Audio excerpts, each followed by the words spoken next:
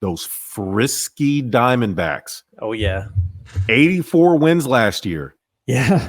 All of a sudden, couple of moves in the offseason, some nice youthful exuberance, well-earned playoff appearance, something cute for everybody to write home about. And that was about it in terms of the national attention to the Arizona Diamondbacks. Ugliest uniforms in baseball. And yet, easily. Here we are. What did they do? They swept the Brewers, right? First. They swept the Dodgers. Swept the Brewers, swept the Dodgers. And then down 0-2 to Philadelphia. And then, Nick Castellanos. And we'll get to them in a second, so I don't want to give away too much. Bryce Harper. And here we are. Shout out to Corbin Carroll. First player ever to have 3 hits and multiple steals in a Game 7. Yeah. And so effort like that, right, to me, shows that the Diamondbacks simply just wanted it more. That steal came within the first, or I think the second inning, to be honest with you, too. And it was, and I'm going to be honest, it was a good one. It was, and once they did that, and I saw how aggressive they are, I knew it's like, man, this is going to be a tough game for Philly to win. And there was some back and forth. But as soon as the D-backs took the lead, I was like, this is going to be rough. Here's the turning point, or here's what you could probably look to. 5 of the Arizona relievers combined for 5 scoreless innings. Yeah. And that's big. I mean, 8 2/3 shutouts in the whole series between all of them. So that pitching set the tone, took the Phillies out of their element. And then some of that, again, what I like to call friskiness, stealing bases, getting hot. Who's the Marte? Who ended up being the MVP of the NLCS, and just little things like that matter. To me, that's just effort. To me, that's just, yes, there's a little bit of luck to it, but I think the Phillies up 2-0 felt themselves, and the Diamondbacks kind of just got hot for a little bit, and then got the counterpunch in boxing terms, right? Phillies started stumbling back, and then they just never got the momentum back. No, I mean, and when you look for a Game 7 in Philly, you look to your big bats. You look for the Bryce Harper. You look for the Castellanos. And when they show up 0 for 4, nothing on their name for the night, that's bad. Castellanos had 2 strikeouts. Harper had 1. For anybody who was watching the game, and look, if it wasn't for Baum, it was going to be a tough go at a 2. I mean, a couple hits here and there. Realmuto showed up for a second, but Kyle Schwarber too. Your bigger bats, the ones that wanted to just get things going, they were swinging for the fences, and I'm okay with that if you're swinging at good pitches. But when you were as aggressive as, look, for any Philly fan out there or any fan watching the game last night, to see Castellanos out there swinging as hard as he was on almost every single pitch, it's a reason he struck out twice. Look, I'm all for it. He's a great hitter, but when you're not connecting, I think that's when you need to come up with a new game plan in terms of how to beat these guys. And we knew it was going to be a close game. Let me back up. We didn't, but as soon as it started, you could figure out, like, this is going to be tighter than Philly fans thought. And look, I'm going to be honest with you. I was low-key rooting for the Phillies. Why? Because if they had made it, I'm pretty sure I had the Rangers and the Phillies in the final when I made my predictions a couple weeks ago. And I wanted to be right so bad. I did. But it just didn't happen. And you have to give credit. I started out a couple weeks ago saying everyone loves a Cinderella story because I wanted the D-backs to mow through the Dodgers. And they did. And then they brought it to the Phillies. And we would have thought for sure they were about to get swept by the Phillies if they didn't come back. Game 3 and 4. So here we are. It's going to be an exciting World Series if you live in the Southwest. Yeah. Everyone else is not going to care. Plain and simple. Ranger fans, congratulations. It's good to see you back in the show like this. I'm very happy you beat the Astros. I think all of America, except for Jerm, is, and anybody living in Houston. Diamondbacks, welcome back since 2001, 22 years. And the last time you made a World Series appearance, I'm pretty sure, is when you beat my Yankees in 2001 in Game 7 in the I ninth had that inning. written down. I had that written down. So to see you in your ugly ass uniforms back in the World Series is giving me a little bit of PTSD. Not gonna lie. So who am I rooting for? Probably the Rangers. Yeah, I got you. Serious. Just from the abusive past. But that's it. But yeah, I mean, will I watch the games? Yes. Why? Because I do this every week with you. Yeah. We got to. We kind of have to. Yeah. I can't say enough good things about the Diamondbacks, man. They could have folded. They could have folded, man, after trailing 2-0 and then going on the road down 3-2. It's like they're either too young to not know better, or they have just the right veterans to say, hey, it's okay. We one inning at a time, right? One pitch at a time, one play at a time. And that's kind of how they took it. And those little things mounted, and those little things are what the Phillies didn't do. So shout out to them. So for the Diamondbacks beating the Phillies, but for the Diamondbacks uniforms, we have to do something about that. If they win a World Series, I'd like a nice little rebrand for them. And shout out to the Give Us a Shout Network if you want us to do it, because I can definitely hook you up with something a little better than what you got. Which brings us to the Phillies. Oh, brother, this guy stinks! Bert, what the hell happened to those Phlacid Phillies? They just came out. They thought they were going to come in here and just mow through Arizona. And they thought, I mean, it was that when you have that home field, and that's the one thing I'll give Philly.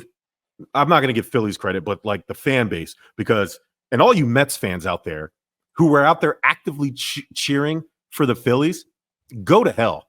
You go straight to hell. Yeah, that to me is weird. That'd be like if the Sox were in it, the Red Sox, I'd be like, yo, let's go. I want the Red Sox to win, which I don't think I'd ever do.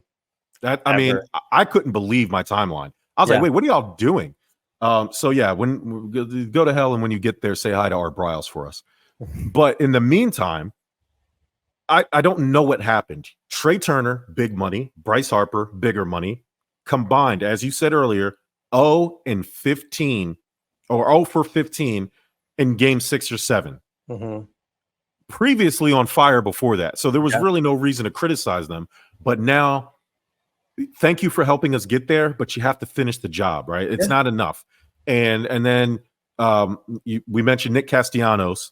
And listen, he had a bunch of good moments in the wild card series. I mean, he was fine. Again, just like everybody else, leaving even in games 1 and 2. Right. But then 1 for 24. It's like, what happened? Like the travel couldn't have been that bad. And so even Aaron Nola, Suarez, everybody struggled. It wasn't just one thing. It just seemed it was a meltdown, Bert. That's literally the only word I could think of. Yeah. It was a complete meltdown by the Philadelphia Phillies. Yeah, you said it before. So between Schwarber, Turner, Castellanos, and Harper, games 6 and 7, 1 recorded hit. God.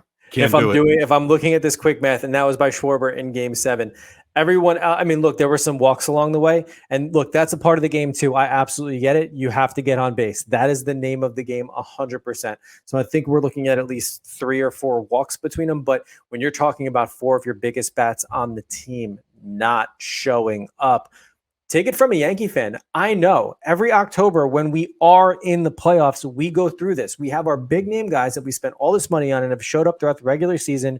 Their bats go dead quiet once postseason hits. Now, this is a little bit of a different situation because up until we'll say 5, 6, 7 of this series, the Phillies were doing okay. Everybody was doing their part. But when it mattered the most, when you're looking to finish the series, which they had 2 chances to do, when it goes dead quiet like that, that's what separates a championship team. So, look, it's going to be a long offseason. I don't think there's going to be a lot of team moves for the Phillies next year, and they'll probably be another contender. But much like our 3-year sample size, and you know as much as anybody else, and particularly with baseball, like it could be anybody's year. So, is their window closing? Could their miracle season last year, their miracle run last year, so to speak, sneaking into the playoffs and getting to the World Series and just losing out, Like I almost feel like this was their year, particularly with the Diamondbacks knocking out the likes of the Brewers and LA. Did all the work for them. Exactly.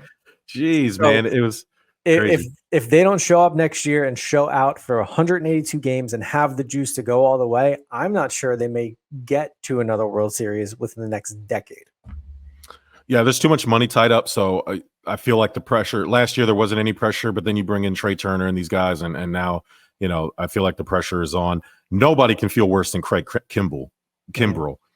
When he entered the game, I think it was the bottom of the ninth. It was 1-1. He walked two. He let two singles happen, and then in Game 4, when the Phillies had a 5-3 lead, he blew it. Like literally, if he didn't blow that game, they would have been up in that series, and they probably would have ended up winning because then they would have had a 2-game lead instead of having that 1-game lead all the way through. So up until obviously the Game 6 and 7, I don't know. You're right. The team is going to largely come back as it is, and so it doesn't really. What do you do? Because everybody else is going to get better around you. The Mets are going to get Edwin Diaz back. That was a huge piece of the Mets. So like even in your own division, it's going to get tougher, and it starts there.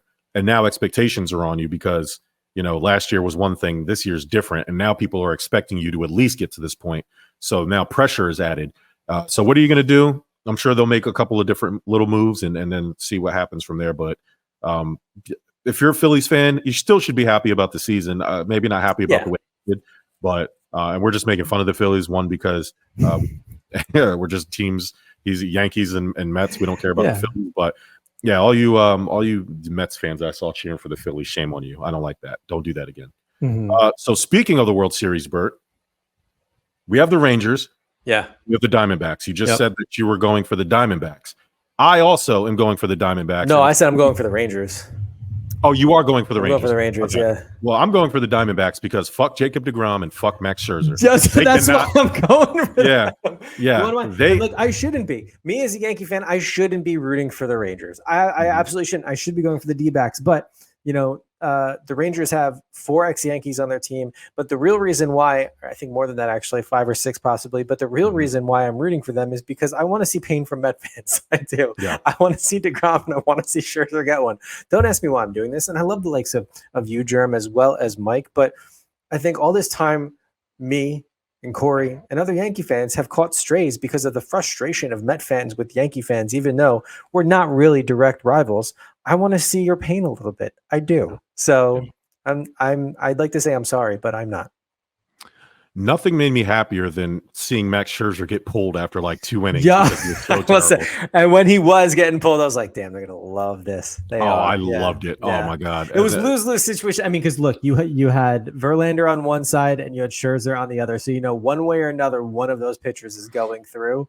But man, watching him exit that game, I get it. Yeah, he. So I can't. I refuse to. Now again, speaking outside of Max Scherzer and Jacob deGrom, if I'm a Rangers fan or if I'm just a fan of baseball, I mean that's a pretty good story too. The Rangers were one of the worst teams in the league last year, were they not? So last year I think the year before, they didn't even have 80 wins or something crazy.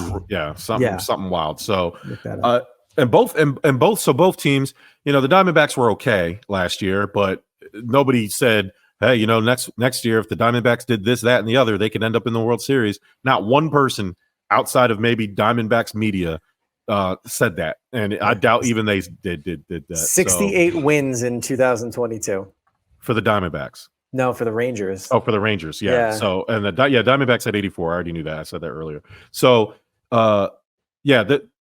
even then, so obviously nobody said the Rangers were going to make the World Series, even with Jacob deGrom, because I think a lot of people were like, Jacob deGrom, he gets hurt a lot. And then like literally a month into the season, he was out for the season. So shout out to the Diamondbacks and the Rangers. If you're a fan of those teams, you should be proud. But I'm not rooting for no damn fucking Jacob deGrom to get a ring or Max Scherzer. And the fact that Verlander and Scherzer and deGrom were all in the postseason and the Phillies were in the postseason and my Mets weren't, grinds my gears, and I hate it. And I don't want to. It would have pained me to see the Phillies and Rangers or the Astros. Like that would have just been awful. So the fact that it is the Rangers, not the Phillies, and not my beloved Astros, because I like Verlander more than I like Scherzer.